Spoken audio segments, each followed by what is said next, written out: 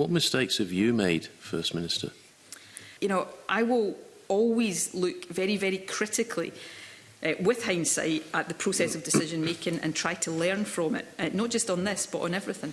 Do you wish you'd actually listened to the advice of CMAL and re-tendered? Based on what we know now, of course I wish I could turn the clock back and take a different decision. What decision would you take now? Look, I take a decision that didn't lead to the delays in the vessels. Ferguson's were allowed to revise their bid, whereas other bidders were not allowed to do so. Why was that? CMAL took procurement advice and they would not say that that was out of the ordinary in terms of the procurement process. When you attended what has been described as the fake ferry launch, that very act of launching at that point added to the costs of the project. Do you now regret that? If I knew then what I know now, of course I wouldn't have wanted to do that, but I didn't know then what I know now.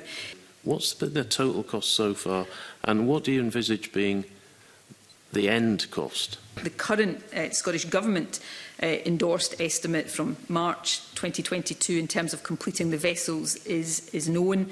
Is it your intent to keep the yard in public ownership?